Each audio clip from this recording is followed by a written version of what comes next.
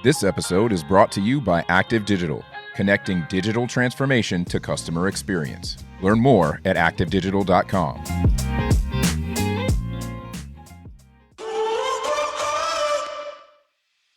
We are working with predictability because it's like when we know that when A, B, and C happen, they will buy it for this reason. And we know when C, D, and E happen, they'll buy it for this other reason. And so part of it is to actually start to differentiate what are the reasons and what are the outcomes that they want and understanding that. And that actually becomes very predictable. How do you apply jobs to be done to sales? We've got Bob Moesta back on the show to talk to us about that today. Let's get into it.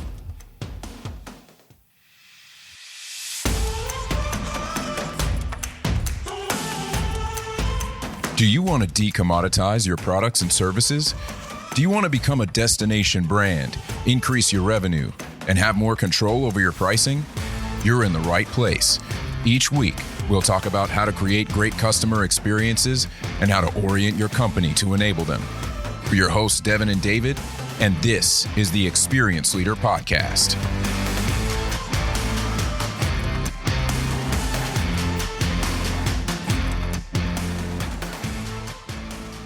How's it going, folks? Welcome back to the show. Really excited to have Bob Moesta back on to talk to us about how we can take jobs to be done and apply that to sales in what he calls demand-side sales. So I've got my good friend David with me. David, how you doing? What's up, Devin? Man, every time you play that music and then your voice comes on, man, it's like a little head bob. Like that always gets me like centered back on what we're doing right here. So I'm excited about that, but I'm probably a little more excited about Bob being on. Sorry, dude. So yeah. No, man. The theme music is specifically designed to produce that effect in whoever is listening. How you doing, Bob? Thanks so much for being back on. Good. Hey, Devin. Hey, David. Thanks for having me back. Excited to share more, whatever I can do. Always, man. Always really glad to be able to glean wisdom from you. Obviously, you know, I've been heavily impacted by your work. I've talked about demand side sales before, but I really wanted to give people a deep dive because I feel like there's a mentality kind of that sales has to be winner take all. Sales has to be, you know, we talk about win-win scenarios, but still, for as many good salespeople as there are out there, everybody that is not acquainted with sales seems to equate sales to somebody trying to get one over on you. And I love your approach to sales. I love the way you wrote about it in Demand Side Sales 101.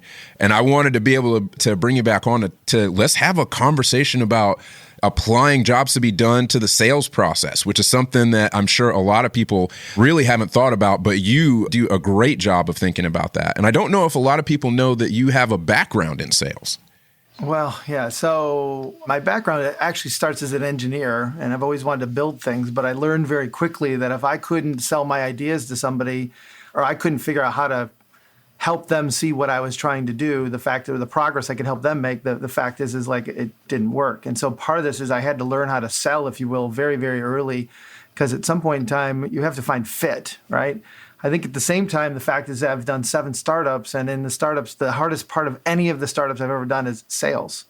And yet there's no sales professors, or at least back in the day there were not. There are some now, but the fact is, for the most part, they give you no training in sales. They give you how to do a balance sheet, how to do P&L, how to do a marketing plan, all these other things, but nobody's there to teach you about sales. And so to me, part of the reason I wrote the book is the way I learned how to sell was actually through jobs to be done, which is how do I just help people understand the progress they're trying to make and make sure that my product can help them do that. It's that simple. That's awesome. That's really the shift in focus that I want to try to help people have, and to realize it is actually a shift in focus for many, to shift from thinking about how to sell something versus how to help somebody make progress, right? Yeah. Well, what's interesting, so I really wrestled with the name because I wanted to call it demand-side buying, because that's really customers buy and we sell. And so sales is really a supply-side concept, and buying is a demand-side concept. And so part of this is the tagline is, stop selling and help your customers make progress. And ultimately, that's what we're trying to really do. And so in a lot of cases, what you realize is how training around sales has become about how do you find somebody's problem and then basically then make our solution fit that problem, as opposed to what progress are they really trying to make and can we actually help them make it? And they're very different kind of questions. And you start to realize that people are trained differently around it. And ultimately, there's a lot of people who sell who don't even know they sell. Like a doctor or a nurse, they actually sell a patient on a rehab program. And a teacher sells a student on a lesson, but the student has to make the progress. And so part of this is to actually kind of flip that whole notion of we're not actually trying to convince people to do anything. They convince themselves. How do you actually help understand what they're trying to do and get in their way?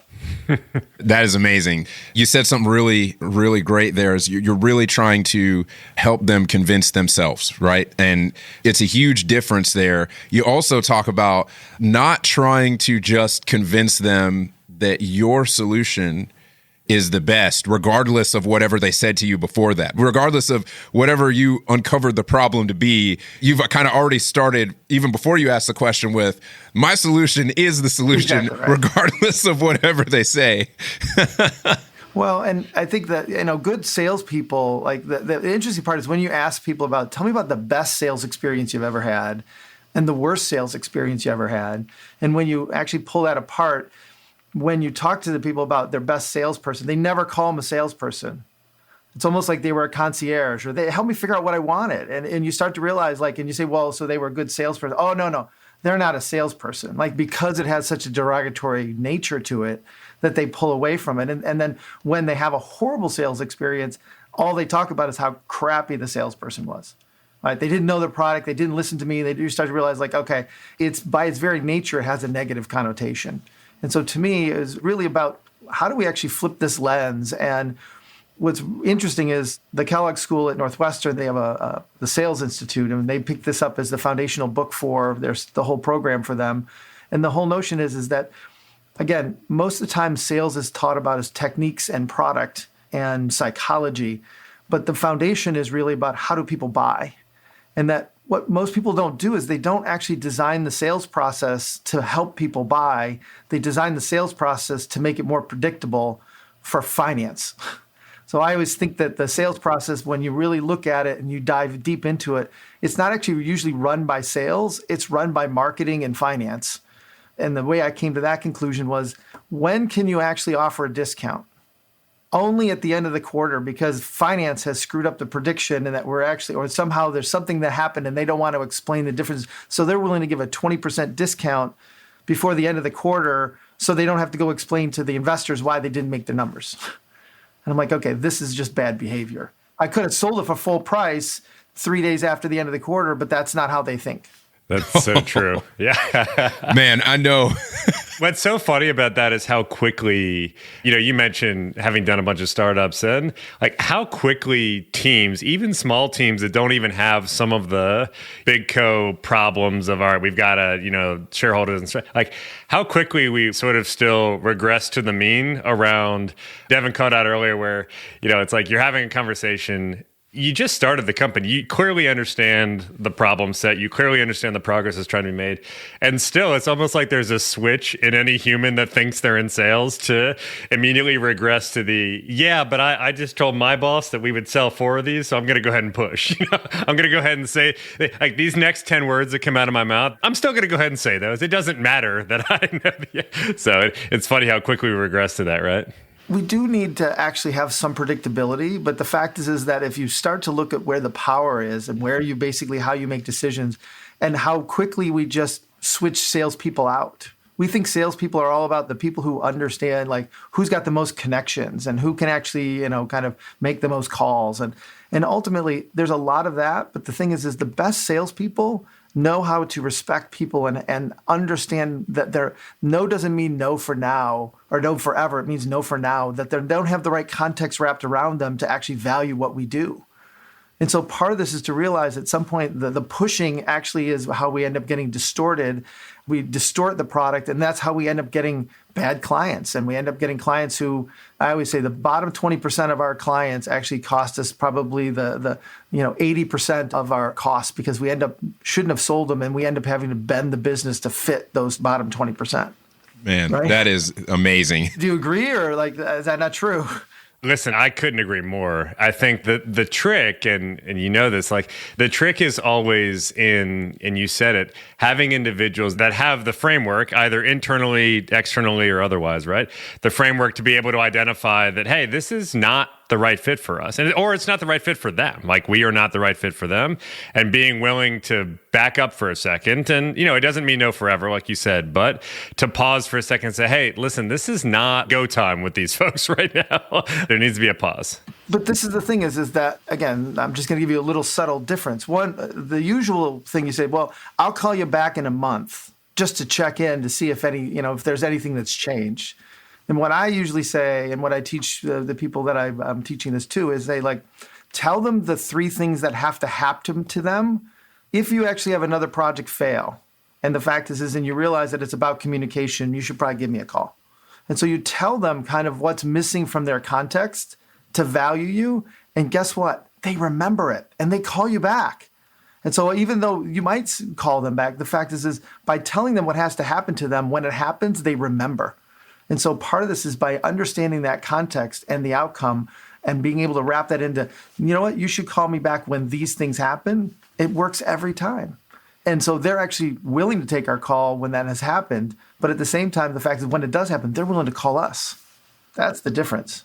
I love that. How do you, when you think about a lot of the, I don't know, quote unquote, standard mechanics that go along with the sales process, right? So you think about a campaign on the outbound side, you think about what an AE may do to kind of structure their, okay, well, I'm going to put this reminder in Salesforce that tells me that in 3 months I'm supposed to. Do you look at, from a tooling and process standpoint, intermixed with just kind of looking at things a little bit differently? So to your example just now, where we're not waiting on 3 months from now. What we're really waiting on is something to happen. And specifically, we're waiting on 1 or 2 or 3 things to happen. To you, do you see that as a mixture of the tools aren't bad, but you've got to change your lens a little bit? Or is it, no, you need to change the way that you think about interaction patterns? So first of all, like the way that I'm training salespeople now is to actually identify the pushes, the pulls, and anxieties and habits that they have to overcome through the sales process. Because if we know kind of like what paths there are available and why people finally buy our product, the fact is there's not one, but probably 2, 3, 4 different pathways. And so if you can actually differentiate and start to understand what are the things pushing them, what are the things pulling them, what are the anxieties they have to overcome, and what's missing. Like the thing is we actually have the set. And so you can start to get them to actually start to have conversations about, so what else is going on in the business? And we know if this and this is going on in the business as well, it's like, oh, okay, that's part of one of the pushes is like, hey, we're in the midst of reorging sales and marketing. Okay, well, that's a good sign that we could possibly use you. Okay, the other is, we have a new sales leader. Well, that's another good sign because at some point they're looking for something new. What are the outcomes? It's like we need more metrics. We have to actually have that. So all of a sudden you start to lay out the conversation now becomes about them as opposed to then talking about all your features and benefits. And so what we do is we train them to first almost interrogate to understand where people are at. So then they know the 4 or 5 things to cover as the features and benefits that we can get to them, as opposed to the 200 features and benefits that we have that we just let them pick and choose from. Right. And so I think that's the big difference is getting them to actually listen, ask questions and listen. And being able to listen as opposed to know the product forwards and backwards and just literally, I think of the salespeople who are numbers people. Like if I just get 25 calls in today, I do 25 calls a day and I literally do my pitch, I can get to my numbers. And let's be clear, that works. But at the same time, the fact is it doesn't necessarily turn out the right results in terms of the right kinds of clients, or at some point it actually usually ends up discounting kind of what you can do because you get to the lowest common denominator price that will fit. And my belief is the more you understand context, the fact is the same product can be worth more in different contexts than in another context. And that's where you start to actually realize that you're leaving money on the table. That is awesome. Yeah. And you're not even taking away predictability per se or any of those things. A lot of the must-haves from the sales team, right? It's not like those things suddenly disappear just because you're having those types of conversations. It just, to your point, it may be volume goes down and average deal value goes up. So it's not like it's killing. I think sometimes sales folks are always so worried about, we can't consider a change like this because it's going to mess with the way we do sales, and we're not going to be able to run the team anymore. And now I can't report up to my CEO and blah, blah. It's like this, the 7 stages kind of get laid out in 30 seconds, and it's like, well, guys, no one's telling you that you have to remove predictability or that you have to remove the ability to even track any of this, or there's nothing wrong with even having a plan, but it's the patterns, right? So here's the thing is what I would say is it's very predictable. It's just not predictable in time. And so this is where people are trying to say, like, by this quarter, I have to have this number. And so part of it is to realize, like, at some point in time, we are working with predictability because it's like when we know that when A, B, and C happen, they will buy it for this reason. And we know when C, D, and E happen, they'll buy it for this other reason. And so part of it is to actually start to differentiate what are the reasons and what are the outcomes that they want and understanding that. And that actually becomes very predictable. It's just not predictable necessarily in time and space. And so this is where it's because we're slicing it by quarter, it's like, oh, this is what's happening. And you start to realize, like, time is not what people are worried about. The end of the quarter is not what people are worried about. Absolutely. That's kind of looking at the one thing about sales that I think everybody is that very quarterly focus. And of course, that's incredibly tied to incentive structures, at least in a lot of places, right? So much of the sales culture comes back to this idea that, yeah, but my numbers say X and that's tied to this period. How much of that has to change on the incentive side to get behaviors to be more of this, like, hey guys, this is better for the organization in the long term as well, but we need to keep these people operating in this way? Right. So this is where I've almost broken up some of the metrics around it. So one is, instead of giving them all about sales commission of basically a closed deal, what I've done is I've actually moved it where 25% is based on discipline, action, kind of the process that they have on the front end of the sales process. 50% of it comes from close, and then another 25% comes from the customer making the progress. That way, they're tied into making sure that they can actually take the leads that marketing gives them and help convert. They can also make sure that customer success is successful along the way. And when you align it that way, it enables kind of it as opposed to just getting the close. That's really interesting. You talked about part of that incentive coming from the customer making progress. Give me an example of what that looks like when you decide, okay, customer has made progress, I'm awarding this percentage of the incentive. Yeah, so part of it is like, so I work with a company called Autobooks, and it's about basically, they enable basically small credit unions and I'll say larger banks to have PayPal type features. And so part of it is not only basically, kind of going and doing demos and whatever, and then getting the bank to agree, but then having, $1 million worth of revenue on the platform. So there's a lot of people who sell it, but then they don't actually adopt it very well. And so part of it is to make sure that the adoption is actually set up in the right way as well. And we found that when we align it that way, to be honest, they're pulling all the right people in at the demo stage to help people understand all the things, which then makes the onboarding and everything else way faster, that all of a sudden change it. So they're almost making their demos harder, but at the same time, it's actually getting them to the progress goal faster. And so it's enabling them to actually understand how to create the pull as opposed to having to push. That makes a lot of sense. Certainly from a B2B perspective, you can have those nice conversations throughout the sales process with your customer to say, or even your prospect, right? To say, okay, we understand you. We understand where you're trying to go. We believe that we can help achieve that progress through XYZ. Yep. When you get into more of a B2C situation, obviously less hand-holding, less face-to-face, all that fun stuff. Yeah, in some cases, but some cases not. But yes, yeah. Yeah. So do you feel that's still applying in the same way, or does it start to change a little bit? I'm just curious. No, I think it's very situational, like everything. But I think the fact is, if it's just buying a car, it's like the notion of, okay, you get a commission if they buy another car. Like, it's just too far of a gap in between. It's the notion of, for example, that they make sure that they're filling out the survey at the end. And that, so it's not only that they get this, but it's like by enabling people to actually comment back, it enables them to actually kind of receive part of their commission. So it's like making sure you tie the whole thing in a bow as opposed to just getting all the commission based on just getting the close. So, for example, I know that I've talked to a car dealer, and what they've done is they'll end up giving like 90% of the commission, and then I'd save 10% of the commission based on the reviews that they get. And so that way they're forced to make sure that they actually get that stuff done and everything else wrapped around it. Man, there's a lot of dealers and salespeople that would probably struggle a little bit with that one, huh? So. But again, to be honest, right now, there's fewer cars than there are people. They got people lining up. I mean, at some point in time, customer service is actually more important right now because at some point they just can't walk in and buy it. They have to wait. And what's the waiting process look like? And how do you actually make sure that they don't feel like they're lost in the loop and they don't know what's going on? And like there's a whole bunch of other things that are there. And so I feel like they have to modify.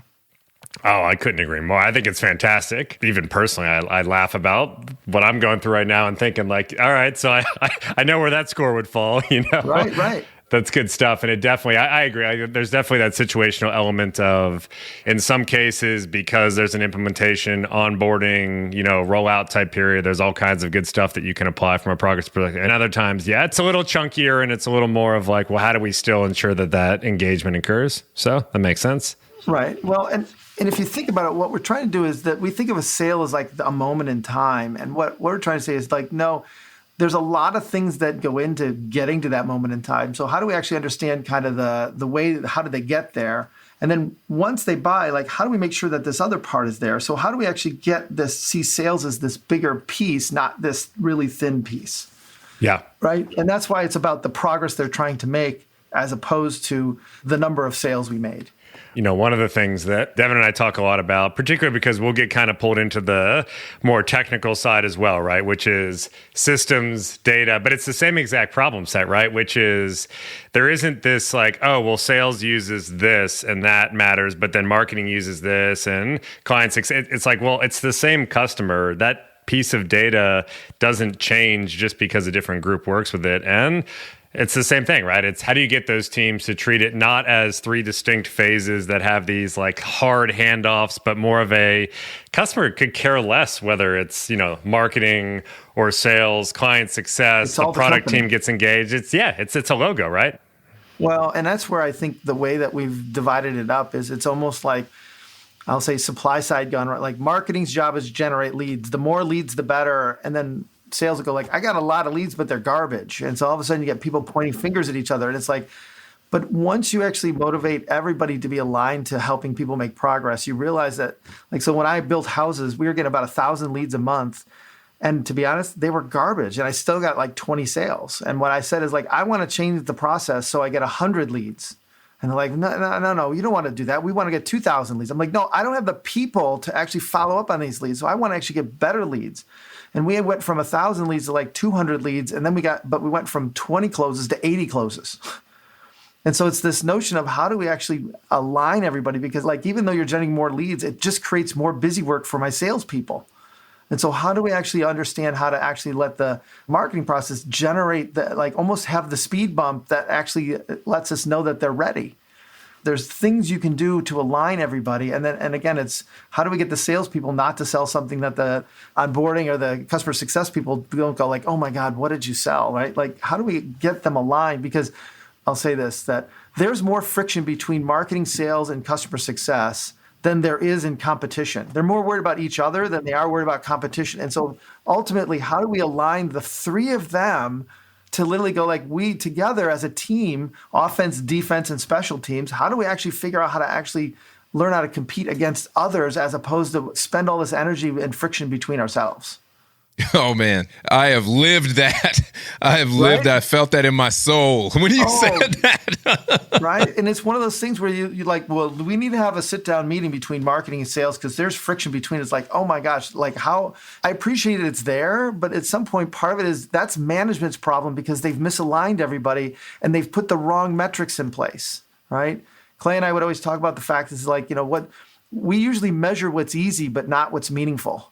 And we have to be very careful that just because we can measure it, it actually then changes people's behavior. So we end up picking these metrics that actually are a lot of times the wrong metrics that don't actually drive the business. And they cause conflict. So when you think about even, let's say that an organization is doing a decent job of soft transitioning versus the hardcore marketing has like thrown it over the wall, never to see it again. So let's say they're at least behaving, right? Yes.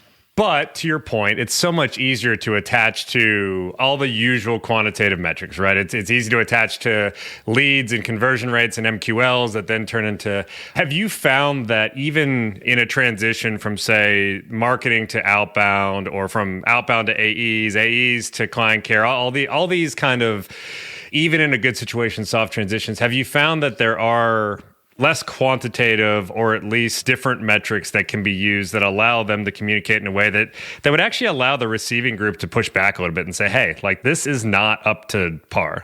Thank you, marketing. I appreciate that you labeled that, but we're not going to accept this and waste our time with it.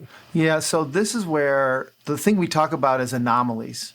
All really innovative things come from anomalies. And so part of this is that what we want to do is take the time that when something is an anomaly to realize, like, and it's like, we're not going to pursue this. We need to actually then have the moment to say, like, why is it an anomaly? How do we actually understand what's about it? And then we don't want to actually assign it. It's the process that's broken, not the people, right? And so part of this is to take the time to really look at anomalies and say, is this something we have to adjust for? Is this something we're going to choose to ignore?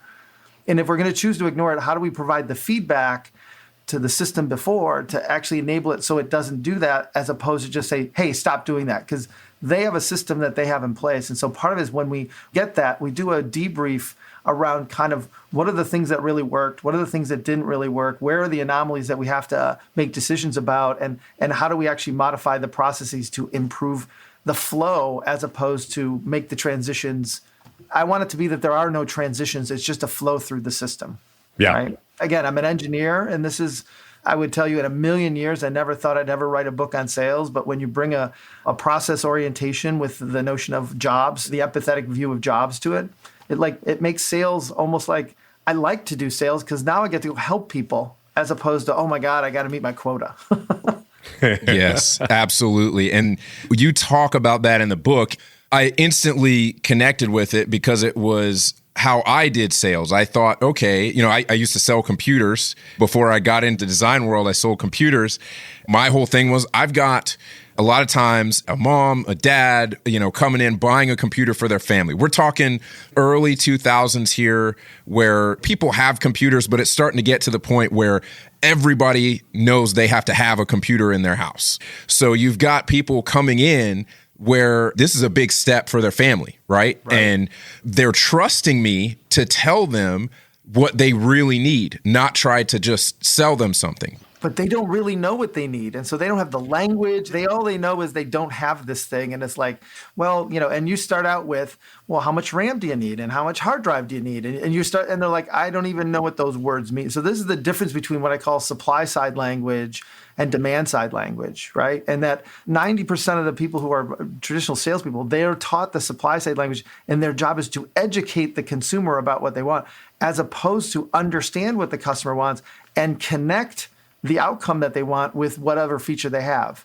But the notion of RAM, like, to most average consumers, they don't know what it means. They don't even know how much they need, and all they do is they end up buying as much as they can afford.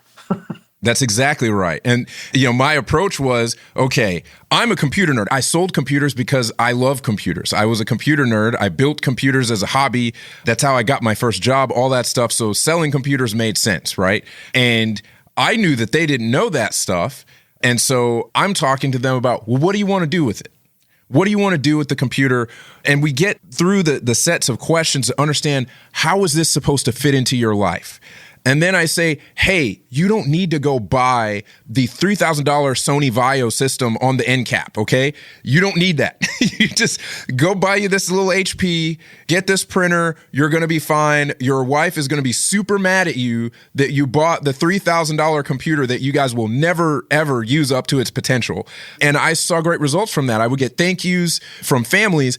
The other side of that is selling in a way where you're trying to get them to buy the highest ticket item, right? And they know it. By the way, they know it. They smell it. They see it. It comes from a mile away. Absolutely. And that's the crux, I think, of this method. And again, I identified that as the way to do it almost instantly because I connected it with great results in my own career. But I still think there's novelty to it in a sense because I see so many people doing it the old way. And so that's why I think it really is remarkable. So Jason Fried was very kind to write the foreword, and he talked about when he was 16 or 17 and he was a sneakerhead and knew everything about it. And he realized, like, at some point in time, like, I'm selling shoes, but nobody's buying what I'm laying down because they just want to put it on and try it and it's comfortable. And I'm telling them about the materials, and I'm a kid. They don't know any different. And so it's realizing, like, at some point in time, I thought I knew how to sell. And then I realized that people were buying despite me. One of the examples was, as one of the things at Basecamp at the time was at like $39 a month. And one of the things we kept hearing was, I'm not sure how a piece of software for $39 a month can actually help me run my entire business. So one of the things we did is we took the next Basecamp and we took it up to $99 a month. And what was interesting is we thought people not hire it. And it turns out they got a 20% bump on top of it, because now it became credible because price was actually a function of how good must it be to actually run my business. And so it's one of those things where you start to think about, economics would say it should go down, but it didn't, because the way we understood jobs to be done, we were able to actually not only increase revenue, but increase number of units at the same time. And I remember starting a company right when Basecamp was kind of making some of those changes, and like DHH way back, like with some Ruby stuff, like I had met him, but like so I knew it's not like the company was foreign to me, right? Yeah. I remember kind of getting with my partners and being like, listen, like I think this will get the job done versus some of the other options. And it was like, well, like really? Like I know we're a startup, but that almost seems too far. And then the pricing changed. And like as a consumer for that product, I remember thinking that. But back to what was the progress, part of it was, yes, we need a product that's going to be able to do X, Y, Z for us to run the company, at this piece. But part of it too was we want to look legit. That's right. and so it was almost like the emotional progress of looking legit was a little more important than even like, will this thing, because then it was a no-brainer, like $40 for a thing that does what the $400 thing does. Of course you do that. But it was also, do we look legit, and do we feel like our people are going to feel like we went out and got something that was real, So 100%. Yeah, totally. You cared That's what funny. the shoes looked like from the top. Yeah. Exactly. Or you care what computer your neighbor bought just because you want to be able to say that you bought a slightly better one. You're never going to turn it on anyway. It doesn't matter. That's right, man. But part of it is to understand those things, and people buy for emotional reasons, and to realize the emotional buyer has a very different value code than, if you will, the functional buyer or the person who's worried about doing something with it. And so you have to realize that those are real things, though they're very hard to distinguish. And if we treat them all as the same, then the reality is, like, at some point, we're going to have lots of variation. Absolutely, man. So I have so many more questions, but I don't have so much time. I do want to make sure that we get into real quick. What do you have on deck, man? I know you're probably working on another book. You probably got something coming out. So I just launched a podcast. It's called The Circuit Breaker, which is it's about 30 minutes, and it's about just taking a step back, unplugging, and kind of asking some questions that you probably should be asking yourself, and listening to a banter between Greg and I, who's my business partner of 17 years. I got a book coming out in July called Learning to Build, which is a homage to I've had many mentors, but I have 4 really dominant mentors who took what I would call as a dyslexic, illiterate kid of Detroit and basically poured their knowledge into me. And out of it, I've been able to work on over 3,500 products and services and innovate. And so it's these 5 skills that they taught me that enabled me to kind of really become a good innovator. And then I just signed a book deal working with HarperCollins and Michael Horn and Ethan Bernstein from the Harvard Business School around hire your next job. And it's about applying jobs to basically the HR space of understanding what progress are your employees trying to make, and really flipping the lens that saying that employees hire companies more than companies hire employees, and how do we actually understand the true progress they want to make? And you start to realize that it's way more than money and benefits, but it's also about challenge. It's also about, camaraderie. It's all about these social and emotional pieces that you've got to actually start to take into account, especially in these economic times where there's more work than there are people. And my belief is that if we actually start to manage people by the progress they make and the progress they help the company make, we actually flip the lens as opposed to trying. So one of the things that I had when I was a corporate person is that they would constantly tell me I need to work on my communication and my spelling. Well, as a dyslexic, of course, that's going to be my problem. But they never actually told me what I was good at and just had me spend all my time working on what I sucked at. And the moment that I've kind of finally said, all right, look, I'm going to fess up to what the problem is, all of a sudden life became 10 times easier. And so part of this is to realize, like, how do you know what you're good at? How do you know what you suck at? And how do you go find work that lets you do more of the stuff you love to do and less of the stuff you hate to do? That is awesome. I love that. Those are the 3 projects. Oh, and I got some software coming as well on jobs to be done as well. So the pandemic caused me to kind of take a step back and build some more, and I'm enjoying that. So between books and software and different writings, I'm building a class or 2 as well. So that is awesome, man. I love it. I will definitely be first in line to buy them all. Sounds like we have plenty more excuses to have you back on the show to talk about your new stuff, man. Always. If there's any, like, to be honest, love to be the sounding board. Just let me know if there's anything. To be honest, that's how I find my next topic, is to always find a struggling moment. That's how I got to the HR side, is just looking at how hard it is to find your next job and to realize how many people struggle and want a new job but don't actually know how to find it. And so we built a process wrapped around that. So anything you struggle with, let's pull me in. That's what I want to do. That's the anomalies is where innovation lies. Well, I love that, man. I think we will definitely do that. I have all kinds of ideas swirling in my head. I want to real quick just kind of recap for people. We covered some great points on sales today. I think that there are some huge sort of thoughts here. For me, one is obviously the incentive structure. Stop measuring stuff that doesn't actually mean anything. Stop doing things just because it's the way it's always been done. Make sure that you put your metrics in place in a way that allows your team to work together to actually get the outcomes that you want. 2, stop selling and start helping. Start helping people make progress. I love that you make that point, Bob. I love that it's a way for people to make a small but very important mental pivot to be able to think about what they're actually doing in that moment. And it is not making a commission. It's not making a number. It's about helping somebody make progress in their life. Folks, I really thank you for listening. Bob, thank you so much for being on the show, man. And good to see you folks, both. I am really looking forward to having you back on. Ladies and gentlemen, keep outserving your competition on your relentless pursuit to become an experienced leader. Thanks for listening.